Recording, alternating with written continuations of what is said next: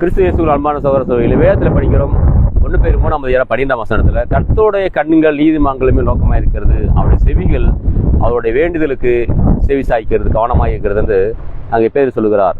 இப்போ பாருங்க, தேவனுடைய கண்கள் உங்களை பார்த்து கொண்டே இருக்கிறது. நீங்கள் என்ன ஜெபிக்கிறீர்கள், நீங்கள் என்ன கேட்கிறீர்கள், நீங்கள் என்ன அவரிடத்துல விசுவாசிக்கிறீர்கள் என்பதை குறித்து கவனமாக கருத்தாக கர்த்தர் உங்களை பார்த்து கொண்டுகிறார். நாம சில நேரங்கள் நினைக்கிறோம், என்னுடைய ஜெபங்களை கர்த்தர் கேட்பதே கிடையாது என்று. அப்படி கிடையாது. நம்முடைய ஜெபங்களை தேவன் கேட்டுக்கொண்டே இருக்கிறார். அவர் உங்களை பார்த்து கொண்டே இருக்கிறார்.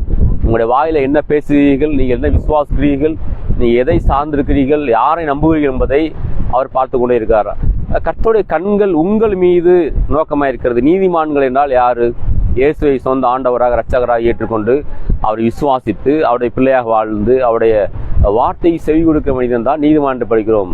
இன்னும் விளக்கமாக சொல்ல போனா பாருங்க, தேவனுக்கு முன்பதாக தைரியமாக நிற்கக்கூடிய ஸ்லாக்கியத்தை பெற்ற மனிதன், அவன் பிசாசுக்கு முன்பதாக மற்றும் சூழ்நிலைகளுக்கு முன்பதாக எல்லா மனிதர்களுக்கு முன்பதாக தைரியமாக நிற்கக்கூடிய ஸ்லாக்கியத்தை பெற்ற மனிதன் நீதிமான்.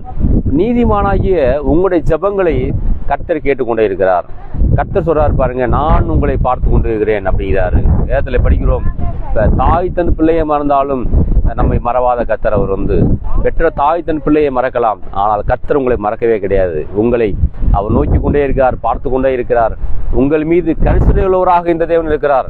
உங்களை கண்டுகொள்ளாத கர்த்தர் அல்ல. உங்களுக்கு பிரச்சனை வரும்பொழுது, பாடு வரும்பொழுது உங்களை கண்டுகொள்ளாத கடவுள் அல்ல இவர். இந்த இயேசு உங்களை நோக்கி கொண்டே இருக்கிறார். பாருங்க, இயேசு கூட நடந்து போயிட்டு இருக்கும் பொழுது அநேக வியாதிஸ்தர்கள் இயேசு நெருக்கி கொண்டிருந்தார்கள். அங்கே ஒரு பெண் விசுவாசத்தோடு கூட இயேசுவை தொட்டாள். 12 வருடமாக தன்னுடைய சரீரத்தில் வியாதியோடு இருந்த இரத்தப்போக்குடைய ஸ்திரீ அவங்க சொன்னாங்க, நான் போய் இயேசுவை தொடுவேன், அவர்கிட்ட கேட்பேன், அவருடைய வஸ்திரத்தை ஆகிலும் தொட்டால் நான் சுகமாவேன் என்று சொன்னார்கள். தொட்ட மாத்திரத்தில் சுகத்தை பெற்றுக்கொண்டார்கள். இயேசு பாருங்க, திரும்பி பார்க்கிறார், என்னை யார் தொட்டது என்று கேட்கிறார். எல்லாரும் சொல்றாங்க, எவ்வளோ பேர் நெருக்கி கொண்டிருக்கிறாங்களே அப்படின்னு சொன்னாங்க சீசர்கள்லாம்.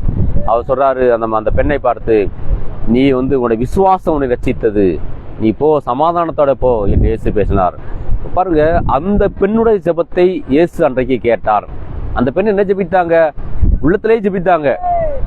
நான் போய் அவருடைய வஸ்திரங்களை ஆகி தொட்டால் சுகமாவே, நான் நல்லா ஆவேன்னு சொன்னாங்க.